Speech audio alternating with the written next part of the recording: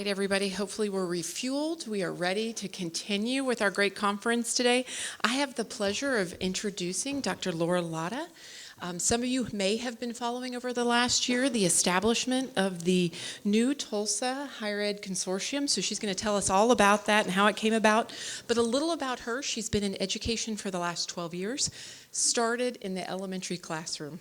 Right, so I have all the respect in the world. My mom's a retired 5th grade teacher. However, I do feel like when I see my first year students that it's like, are we in kindergarten again? Right? Just kind of getting used to it. How do we get in lines? All of those things. So she was teaching in elementary and then became part of the administration staff, started to work on her PhD, and then through that work and study, she discovered that kind of higher ed is where she wanted to take her next step within the profession. So without further ado, Dr. Latta.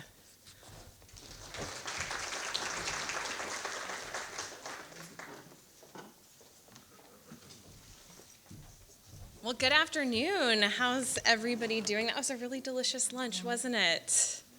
Can I take the mic off of the stand and use it and walk around? Okay. It's after lunch. Let's be real. I got to have some movement or I might fall asleep. And you might too. So I'm so thrilled to be here today. It is such a wonderful event to see all of you from so many different institutions here sharing ideas and learning about supportive approaches for transfer students. We got it. Woo! I get it. That's what happens to me at 3 or 4 o'clock in the morning when my alarm goes off and I'm supposed to go work out, but I don't. So thank you so much to Cheryl and the incredible team here at OSU who have worked enormously hard to put this together. And it really is an incredible opportunity for us to come together and share ideas. How many of you have ever heard of the quote? And I struggle to find where it's actually attributed to, so I'm not really sure who came up with it. But the quote, "If you want to go quickly, go alone. If you want to go far, go together." And that's really the heart and soul of cross-institutional collaboration and really the work that we're doing here in this space together today, sharing ideas, breaking bread together, building relationships, and building networks across institutions. So today I'm going to talk to you about the Tulsa Higher Education Consortium, but my entire presentation isn't going to be about the consortium. It's going to be about an approach that we use to bringing institutions together called communities of practice. How many of you have ever been a part of a community of practice? I see some hands, very exciting. So we'll have some great conversation about some opportunities and some challenges that might exist in that space. I do want to give a little bit of background information about the consortium because our formation really originated with transfer. And I think it's important in this moment, in this space, and on this day to talk about how transfer really brought 7 institutions together to create a formalized collaboration. I'm a little bit sad that I'm solo today. That was not the original plan, but Dr. Sarah Wyatt and Brian Kane make up our small but mighty team. So we, as I'm sure all of you are often in higher ed, we have small teams, we do a lot of work, and that holds true for the consortium. So I want to credit them and the incredible work that they're doing. There are about 40,000 students in the Tulsa area across our 7 institutions of the Tulsa Higher Education Consortium. And that makes up approximately 20% of Oklahoma's 201,000 students. There's a lot of students in our region, in the Tulsa region. Here are the institutions that are part of the Tulsa Higher Education Consortium. So we've got Langston, the only HBCU, historically black college and university in the state of Oklahoma. We've got 2 regional institutions with Northeastern State and Rogers State. We've got 2 research institutions with OSU Tulsa and OU Tulsa, 1 private institution, University of Tulsa, and TCC, which is the largest community college in the state. So we've got a lot of diverse options for our students in the Tulsa area, and we are really proud of that diversity and the opportunities that students have to attend those institutions. The consortium is very young, so we just celebrated our first anniversary in June.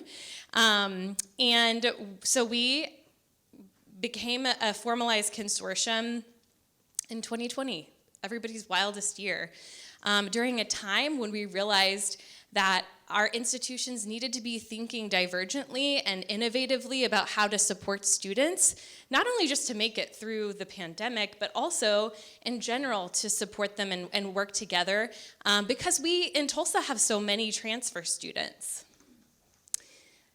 When we were formed, we realized that higher ed doesn't happen in a vacuum, that we receive students from K-12 and then students graduate, ideally, from our institutions and then go in and work in the workforce. So we brought along, when I say we, I shouldn't say we because it was the 7 presidents of the institutions, but a higher education task force identified that we really needed to pull in our chambers and our business and industry folks who would be hiring students that our institutions would be graduating. So our consortium is unique in that we have 7 colleges and universities, and then we also work with the chambers, the city of Tulsa, the Oklahoma State Regents, and a few philanthropic and nonprofit organizations in the Tulsa area. The consortium model is not new. It's not novel. There are some higher ed consortia that have been in existence for almost 100 years. So these cross-institutional collaborations that are formalized, they're working together with various constellations of colleges and universities. They're actually all over the United States. And an organization called the Association for Collaborative Leadership, which is the blue circle logo, right next to NISTs. They are the organizing body for these consortia. When the Tulsa regional, and we're a regional consortium, when we were formalized, we listened to a lot of consortia, higher ed consortia from across the nation to get ideas about what was best, how do we work together, how do we create opportunities for meaningful collaboration that really results in change for students. And that was how the consortium was birthed. And those logos along the bottom are some other higher ed consortia that exist across the nation and with whom we work and learn a lot. Probably our closest partner, and one that you've heard most likely is North Texas Community College Consortium in Tarrant County. But the consortium was formed with a 4-fold mission: to advance student learning, to improve student success in degree completion, to meet workforce needs and achieve equity and outcomes. And much like we heard from Shannon Looney this morning, her incredible presentation about equity and access and achievement in higher ed, we recognized that we needed to be looking at data and disaggregating it and identifying where are barriers to access, persistence, and completion, and how can we work together to address those barriers. The consortium, and I kind of talk about it in 2 ways. So the consortium are the institutions, but then there's also the consortium staff team. We serve as a convener, so we bring our institutions together to, collaborate in various ways.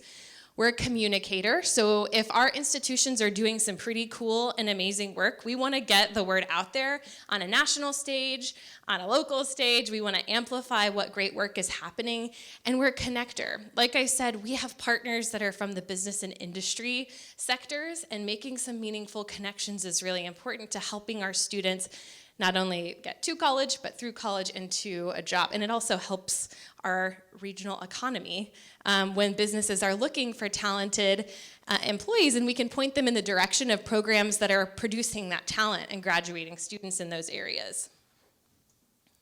I won't go too far into this, just to say that in each of those 4 pillars, we have some projects or initiatives that kind of get at each of those different pillars. The one that I'm going to talk today are the communities of practice, and that really gets to advancing student learning, and we're also finding that it's helping all 3 of the other pillars, so I'll talk about that here in just a second.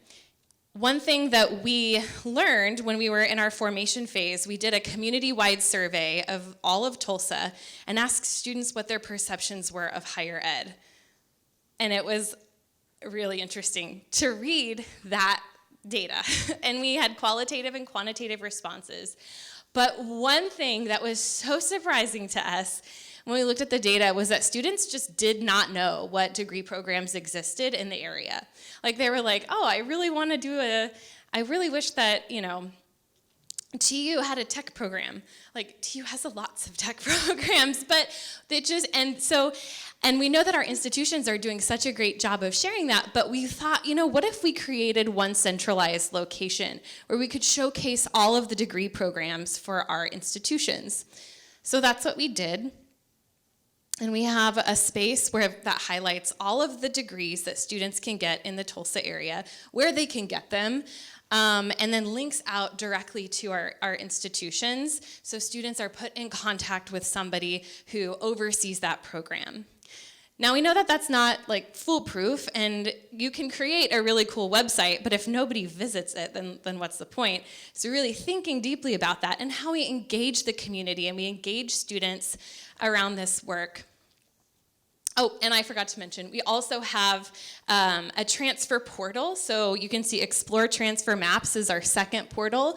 This links to the Tulsa Community College transfer portal that shows the articulation maps. This one in particular is TCC to NSU. Since the consortium came together it really started in 2018, there were 23 articulation maps at that time. Now we're at 145, and we showcase all of them on the website so students can see semester by semester what courses they need to take, where they're taking it, what the names of those courses are, to kind of demystify the process of getting that degree. And that's the beautiful chart that shows how we have grown in that collaboration of building those articulation maps across our 7 institutions from 2017, 2018 until today. And I believe this number is actually even higher than 145. I need to update that one. Not only that, but another interesting idea that we had from our business and industry partners was to compile a resource of all of the businesses in the Tulsa area that offer their employees tuition assistance benefits. So that if a business offers tuition assistance benefits, that communicates something really important to employees about the value that they hold in the professional development of their students and how high they uphold their upskilling and getting a degree. So we've curated a list of all of the businesses in the Tulsa area that offer tuition assistance benefits, and that is in partnership with the Oklahoma State Regents for Higher Education. So all of these things were sort of products of collaboration. And as we were going along, we realized, let's put a formal name to this. We didn't create it. Obviously, some of you have already been in communities of practice, but communities of practice are really the mechanism of consortia across the nation. And so, when you think of different types of problems, there's the simple problems, like baking a cake. You can just follow a recipe and get to the achieved outcome of creating a delicious cake. There's complicated problems, so sending a rocket to the moon, that's pretty complicated, but with direction and experience over time, you can get there. But then the last category of problem are those complex problems, so like raising a child. There's not necessarily a right protocol or a wrong protocol. There's so many outside factors, and experience helps, but it doesn't necessarily guarantee success. This type of problem is messy. I like to use the word delicate because it requires careful, intentional conversation and some amount of diplomacy, but it's possible to engage in cross-institutional collaboration around complex problems. Maybe not raising your own personal children, but we are graduating individuals through a system so that they are ready for life after school, after college. We define communities of practice as a group of people who share a similar role, a common set of challenges, or an interest in a topic, and who collaborate to fulfill shared goals. As we watched how other consortia across the nation do this work, we were really intrigued. A lot of them have leadership cohorts where individuals from across their institutions come together and they do leadership training. That's not one that we provide just yet because we've tried to be really intentional to listen to what our institutions are needing, and I'll share those with you in just a second. But really the main things, and you don't have to be a part of a consortium to engage in a community of practice. You can do this with any institutional partner or person from another institution or sector. Sorry about that. So the community, the practice, and the domain are those three unifying components. So when kind of defining what does a community of practice look like, it's complicated. I mean, that's the answer to a lot of the question we ask ourselves in higher ed, isn't it, right? It is complicated, but the purpose is maybe solving problems, making recommendations, sharing experiences, hosting community forums. And I won't read through all of them because I know that you can, but we have actually found a lot of success in doing all of these things. And here are a few different examples. Oh, not yet, almost. We found that in the community of practice space, there's room for innovation where you can brainstorm about things that maybe you haven't thought about it within the midst of just your institution. It introduces perspectives from others who do things in a different way and see things in a different way, and it's really innovative. Data sharing. Earlier I talked about equity and disaggregating data to ensure that we're identifying where disparities exist and then addressing those disparities. You can do that in a space where you're working together to identify what are the best practices for sharing data, how do we analyze it, and how do we tackle the problems that we see surfacing. Knowledge sharing. So we realized, we started hosting these events, and we were like, who should we hire from out of state to speak at these events? And we realized we do not need to hire anybody. We have an enormous amount of expertise among our 7 institutions, and we can share within this space and within the Tulsa area what expertise already exists. And then finally, community. This work is really hard. Being in education is very challenging. It's very emotionally involved. It's very mentally involved. Sometimes physically, if you're planning large events like this with excellence, like Cheryl. But it's very difficult work, and so having a community and a network to do this work provides a safe place to land, and also, some emotional energy. So some of the communities of practice that we started with marketing and communications. Why did we start with marketing and communications? Because we were brand new, and we had no idea how to communicate what we did to the broader public. So we brought together the professionals from our 7 institutions to collaborate. And those incredible, amazing, wonderful marketing communications professionals identified a problem that we did not even anticipate would surface. And that was that we needed to have a way to communicate the value of higher ed to business and industry partners and policymakers. And so together, those 7 marketing and communications professionals developed something that we affectionately called the Higher Education Highlight, and I'll show you that in a second. We also have an admissions and enrollment community of practice where admissions and enrollment professionals share ideas about student engagement, student recruitment, college fairs, and also just having a place to land and share ideas and brainstorm.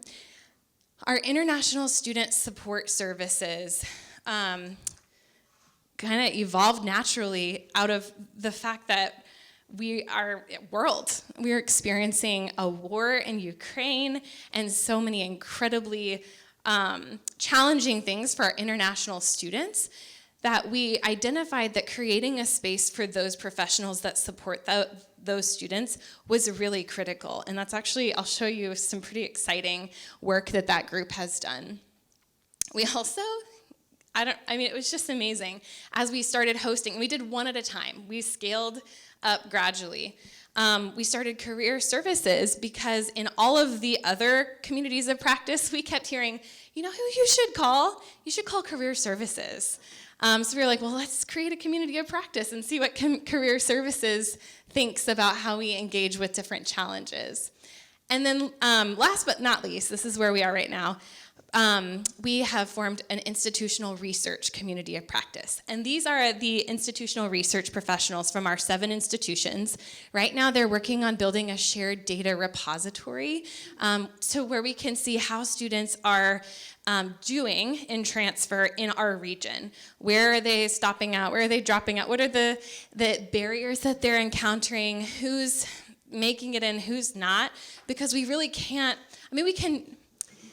data empowers you to action. And so we realize that if we can get it all together and share this data, we could make some really big moves to support our students. Hopefully soon we'll have a financial aid community of practice and an accessibility resources community of practice. It does take some capacity to facilitate and run communities of practice. And you saw our small but mighty team. But 5 is our cap for right now until, we add superpowers or add team members. So here are some of the results. This is a picture of our spring convening. We have a fall and spring convening every year. And this was where a lot of our 7 institutions came together with business and industry leaders and talked about supporting students to and through higher education. Our communities of practice were present, although really the conversation centered on supporting, kind of connecting higher ed and business.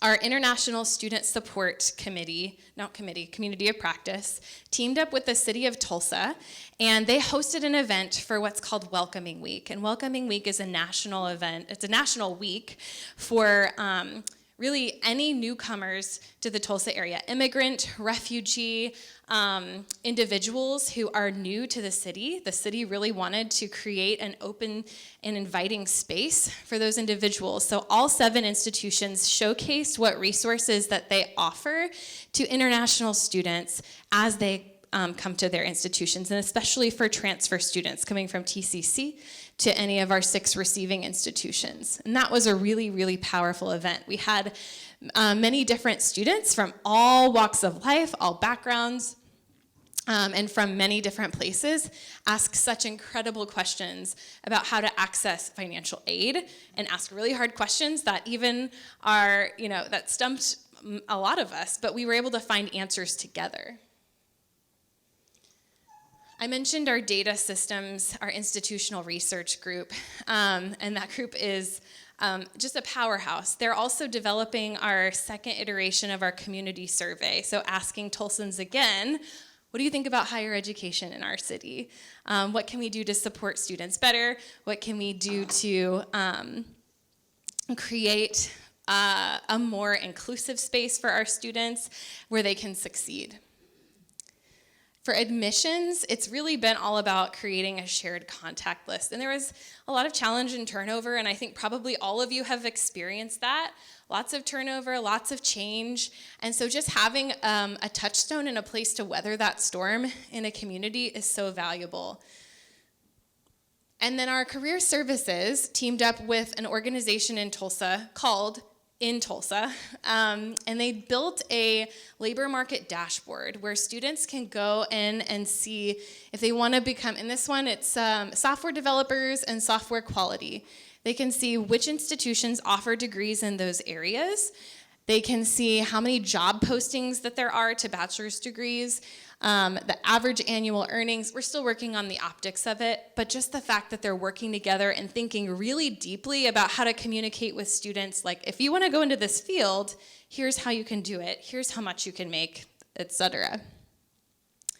And then the higher education highlight, which we have a version of it over on this table over here, working together to communicate to the broader community, and I've shared this actually with legislators when advocating for higher education resources, but the shared innovation from all of the institutions is what really contributed to putting together something that was compelling and meaningful to our business partners.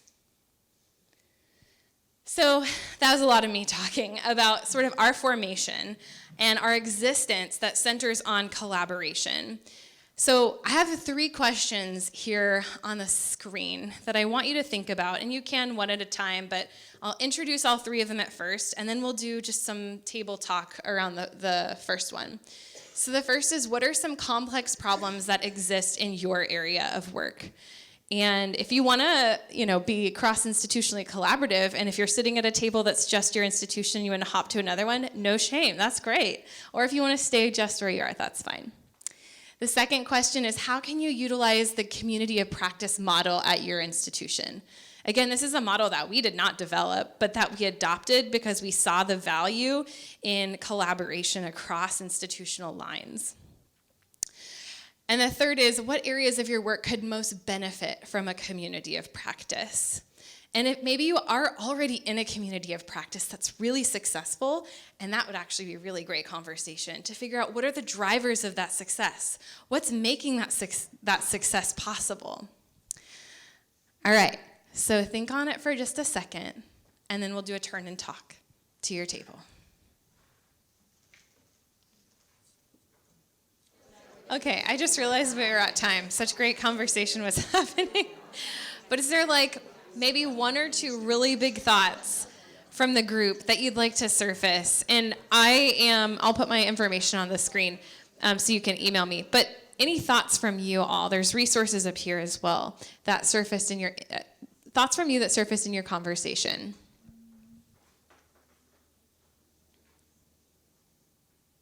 People are avoiding eye contact with me like crazy. I am also an adjunct professor, so I will wait you out. Don't worry. All right, Dr. Ploger.